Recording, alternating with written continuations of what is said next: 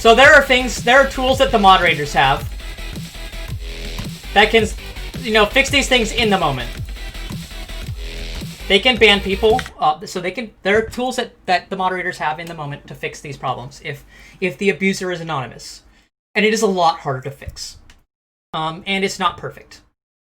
So the first thing that I would do, and this is what we did when it happened to us, when we got raided. The first thing you do is you ban the offenders, obviously. Sometimes the offenders are coming at too fast of a rate for you to do anything about. In that case, you start by follow gating your chat.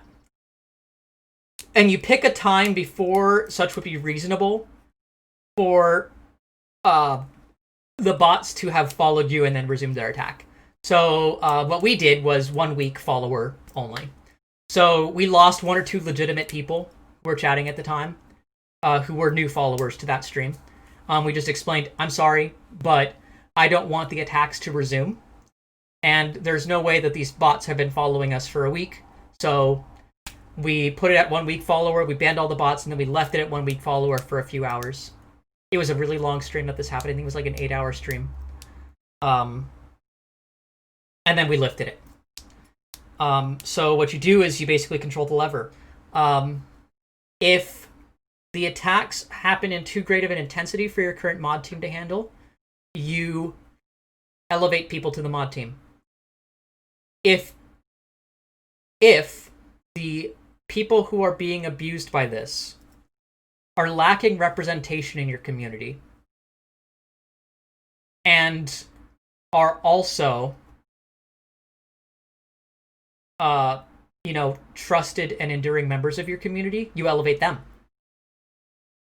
If somebody's making blatantly transphobic attacks and like the mods don't have the impetus to act on this because there are no trans people in the mod team, put a trans person in your mod team. Do it. Gives them representation. It sends a message to the people making these attacks that this is only going to make the trans people in your community stronger. So you elevate them. You elevate your victims. Within reason. Within their level of comfort, but you elevate them.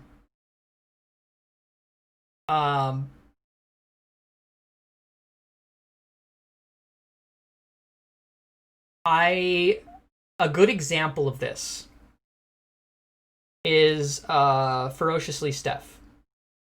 So y'all might recognize the name Ferociously Steph from the some of you, or a lot of you gamers here are white supremacists clip.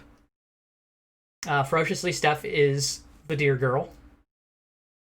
And she has endured an unprecedented harassment campaign in scope and intensity and duration.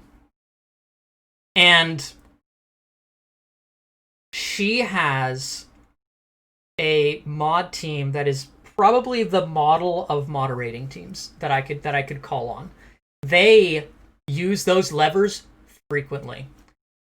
She has an expansive mod staff, but she's willing to add people to the mod staff with respect to need that are trusted, long-standing members of the community that she trusts to have the mod stick. When the harassment gets steep, and I know that this has happened because she was on the front page once at the tail end of the Trans Lifeline marathon that Aaron was part of a couple months back.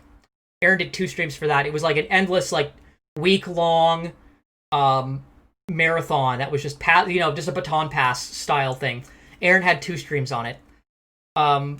Ferociously Steph had the concluding stream on that marathon, and it was put on the front page of Twitch. It was given the lead spot. And she had 100,000 people in her stream. Most of which were probably, or a lot of which were probably bots. Many of which were probably brigading because of the harassment from offsite. Go to this person and harass them. Her chat was too fast to read. But she had probably a dozen or more people that were actively just sweeping the messages and banning people. And when things increased in intensity, they switched to followers only chat. Or, I'm sorry, they didn't switch to followers only chat. They switched to sub only chat. there was enough of a volume that you just get rid of people that aren't paying. And yeah, a couple messages, got through because of people that, were actually subbing to use their sub message to send harassment, which is fucked up. You can't really do anything about that at that point except for disable your alerts. And I can't even remember if she did. I think she didn't, though, because she still had the alerts for the Trans Lifeline charity. And then they'd go backwards and they'd sweep the messages so that they just weren't even around. So they wouldn't be there in the VOD or anything like that. And then when they caught up and chat had normalized a little bit, and people had gotten a chance to catch their breath, they tried releasing control back. And Steph was defiant about it. She was telling the people in this chat, you are trying to silence me. I will not be silenced. I'm here because I did something that you couldn't. I raised $75,000 for Trans Lifeline with this charity effort, and that $75,000 is going to be matched by other donors. And you're mad because bad. Like Steph was defiant about it, and she had cultivated a strong enough sense of community and a strong enough moderation scheme for her chat that even though vast majority of these people were never seen by her before and will never be seen again, but they were functionally anonymous, they weren't allowing things to run away from her. You know what I mean? One of the things that I did was I networked with other queer streamers who I feared might be a part of these attacks.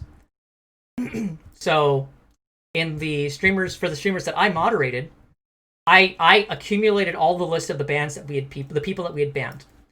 And I went through Aaron Eternal's chat, and I banned them all. And she still got hit the next day, but hopefully it wasn't as intense because I just banned a bunch of people.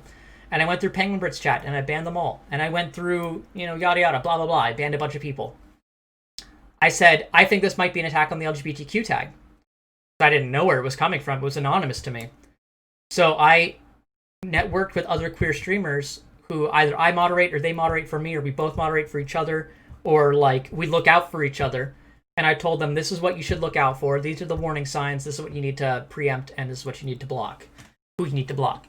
So networking with other people who are willing to help you is a good way to do that as well. Are you ready? 3, 2, 1. You don't need to be strong by yourself. Whether you are a community leader or a community member.